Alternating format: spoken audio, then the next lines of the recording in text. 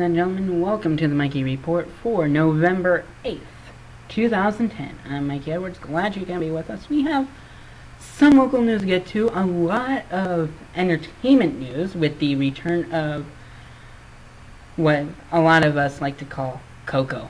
That's right, Conan O'Brien returns to TBS, which will make it a little difficult for me to watch, but hopefully I can get a feed where I can.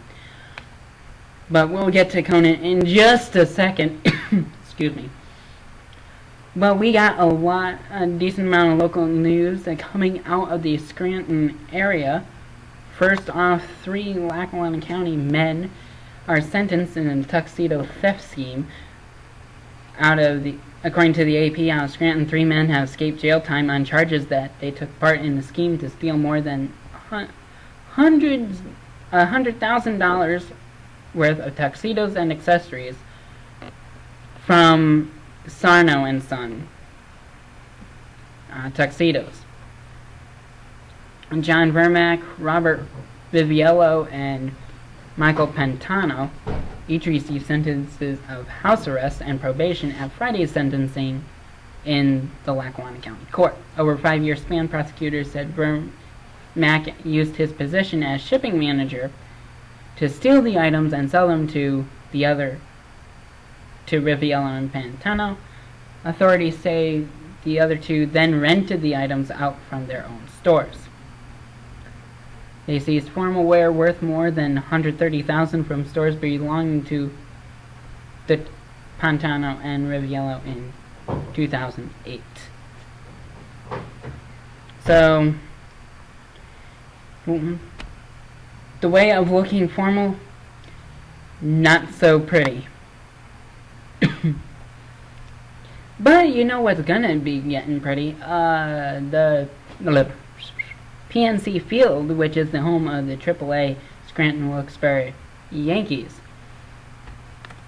Or at least according to artist rendering. And believe me, artist renderings look nice. Lackawanna County will sell the franchise to the Mandalay Baseball Properties for $14.6 million as part of the sweeping proposal that ensures the presence for at least 30 more years and includes a $40 million overhaul of the stadium.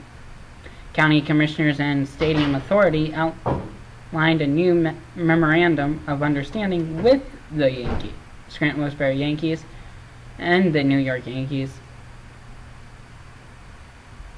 at a public hearing Monday tonight at Westside High. Proposed deal, which was product of months of what was described as arduous and sometimes acrimonious negotiations, includes far better terms than the county would have received under the original agreement with the Yankees, according to Majority Commissioners Washoe and O'Brien. County's chief negotiator called the proposal a very good and sound deal for the people of Lackawanna County. I do think we were able to accomplish all the goals we wanted to accomplish.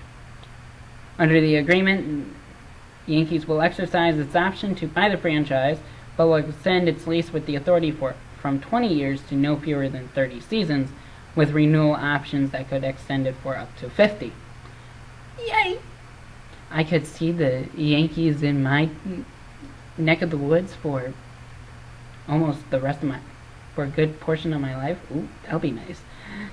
The annual rental payment, now at a minimum of $125,000 annually, will increase to a flat $750,000 per year. Between the purchase price and the annual rentals, deal represents a $37 million commitment on the part of the Yankees officials to baseball in the region. So definitely a lot of good news, and by renderings, it'll look good too. So I want to go when I need to go to the new Yankee Stadium, and I need to go to the when this is remodeled. But enough about that. Let's get to some other news. We'll get to sports in just a second. Let's go to some business news where stocks ended the day mixed as the rally ran out of steam Indices closed last week at levels not seen since September of '08. Gold had crossed $1,400 an ounce to another record on Monday as traders looked for safe places to park their money.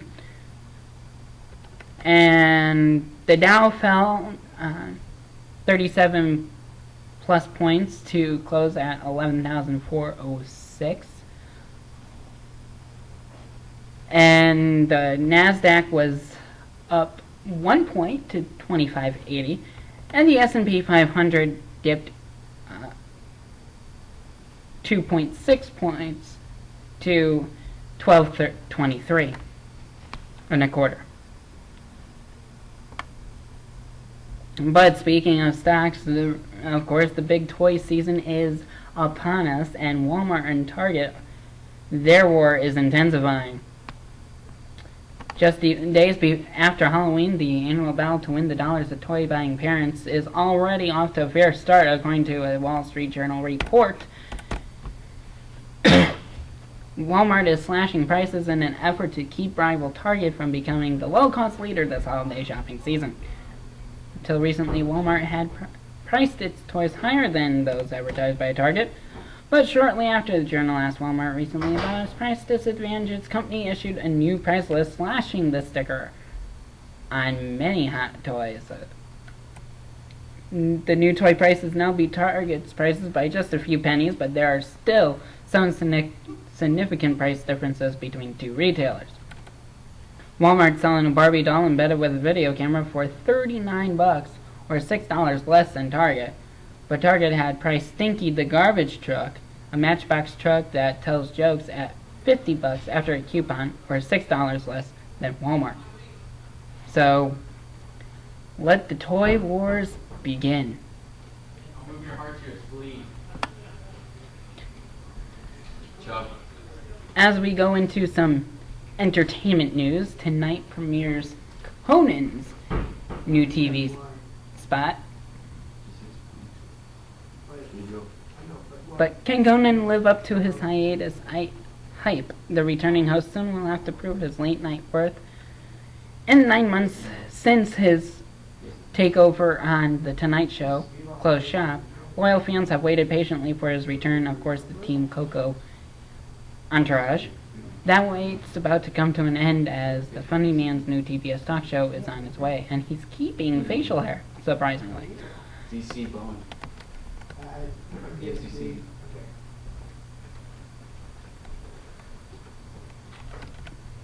Today marks O'Brien's third late-night launch. Of course, there's no denying that this one stands apart from his previous premiere.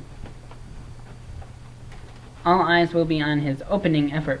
Why wouldn't they be? Sure, there might be some viewers who were less than thrilled with his 7-month Tonight Show tenure, but no one can deny his gift for hosting his own hiatus hype machine.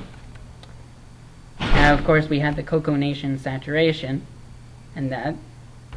So, definitely, the Coco Wars have truly been big.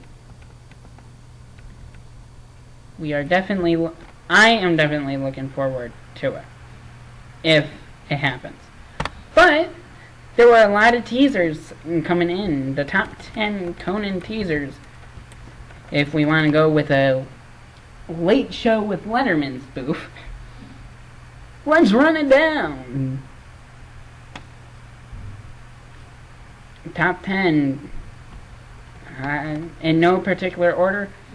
Talking about the desk wash, he had that one where he's washing his desk, his inner beefcake, in a traditional t-shirt soak and car wash with a twist, washing his desk.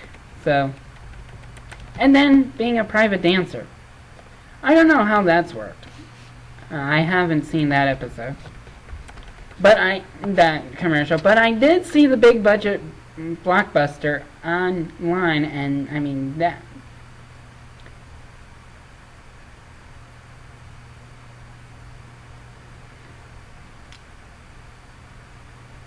So definitely this is something interesting. So it wasn't it was definitely a good video, I would have to say. But another one was bathtub. So he's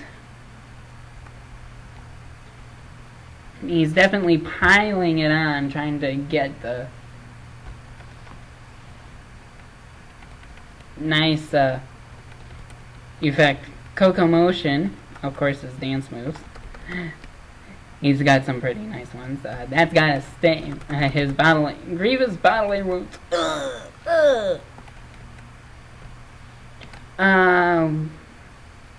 Wilson O'Brien.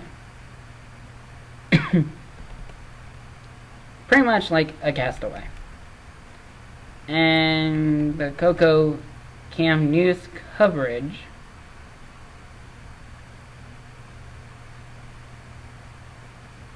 Pretty much talking head coverage. Sandwiches. Interesting. And he was unhappy with his new blimp, so apparently he went with the speedboat. But we'll see what transpires on that one. But, I mean, I didn't really get to see all these. I mean, I might take a look at these to catch up. But check it out, you might see. Check out the promos, you might see what I mean.